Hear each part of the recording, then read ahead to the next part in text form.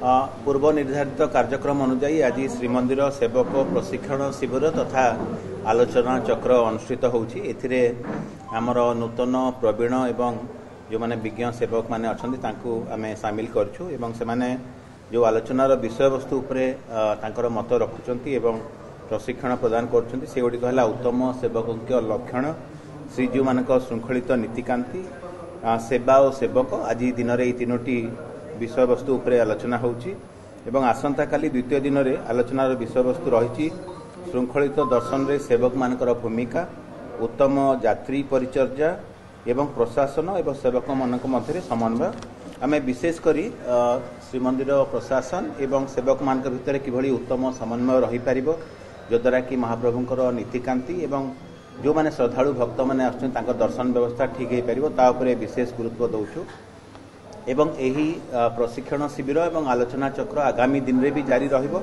यह आरंभ मात्र एवं आगामी दिन रे आमे ताकू आहुरी आयोजन मध्य करिबो। विभिन्न समय रे विगत दिन रे अनुभव यात्रा आमे आयोजन करिसे श्रीमंदिर प्रशासन तरफ जो थिरे हमर सेवक माने विभिन्न जगह को परिदर्शन रे जाइछंती एवं जहाँ भी उत्तम जहाँ किछि गुड प्रैक्टिसेस अछि ताकू आमे एठी लगैछे। आमे आशा करछु आज जहाँ आलोचना चक्र रे आमे समस्त संगे आलोचना कला बेले जानिबा को पाइलु आमे श्रीमंदिर जगन्नाथपुरी को जगन्नाथपुरी क्षेत्र को एभली भाव रे आमे आगामी दिन रे गोटे उत्तम देवालय हिसाब रे गढ़ी तोलिया चेष्टा करछु जद्वारा कि अलगा प्रदेश रो लोक माने मते आम श्री क्षेत्र पुरी को आसीबे। आज आलोचना चक्र भाग नहीं आमे श्रीमंदिर प्रशासन तरफ आमे सेवक ठाऊ यही 10टी बिंदु उपरे तांकर सहमति एवं सहयोग कामना करछु। आमे आशा करछु जे सेवक मानकर जो लक्षण बा गुण रहा दरकार जोटा कि आमको प्रशासन रे सहायता करिवो से गुडिक एभली प्रथमे आमे आशा करछु जे समस्त सेवक मानकर समर्पण भाव रहा दरकार। द्वितीय रे पवित्रता मनोभाव,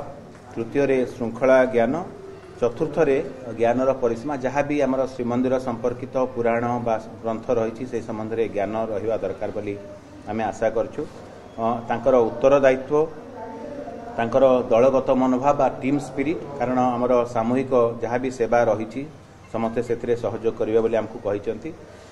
महाप्रभु प्रति आमर जहाँ आस्था अच्छी बा सम्मान अच्छी ता सहित आमर श्रीमंदिर जहाँ श्रृंखला अच्छी बा परंपरा अच्छी ता उपरे आमर सम्मान रहा दरकार एवं विशेष करी श्रद्धालु एवं भक्त मान प्रति तांकर सम्मान रखिबा पई आमे तांको अनुरोध करिछु। समस्तଙ୍କର धैर्य रहा दरकार, समस्तଙ୍କର आमे कृतज्ञ मनोभाव नेकरी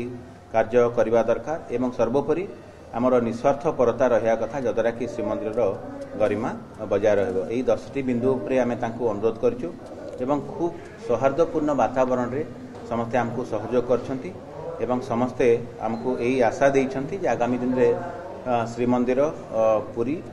एक उत्तम आचार संपन्न देवालय हिसाब रे परिगणित हेबो एवं आमे समस्तଙ୍କର सहयोग कामना किंतु सर जति जोग देइथिले जो माने भी आसी नथिले सेमानु कि भली भाव रे जो बिंदु संपर्क रे सचेतन कहि दिए समस्त निजोगर वरिष्ठ कर्मकर्ता माने आसीचंती हुए तो गोटे प्रशिक्षण बा आलोचना चक्र रे समस्त सेवायत आसीबा संभव हेई न पारे। आज बहुत जन सेवायत वरिष्ठ सेवायत माने मध्य आछंती नूतन सेवायत माने मध्य आछंती तेनो आमे तांको जरिया रे वार्ता देइछु समस्त को गोटे बैठक रे शामिल करबा केबे हेले संभव न एवं मु जेमति कहले आगामी दिन रे प्रशिक्षण शिविर एवं आलोचना चक्र जारी रहिबो तेनो वरिष्ठ सेवायत बंधु मानक जरिया रे आमे समस्त को निवेदन करछु अनुरोध करछु जे समन्वय जारी रहू जद्वारा कि हमर नीतिकांति संपादन मध्य ठीक हिसाब रे हेबो एवं आगामी दिन रे हमर चंदन यात्रा स्नान पूर्णिमा एवं घोष यात्रा आसुची समस्त आमे सहयोग कामना करूँ। बहुत धन्यवाद।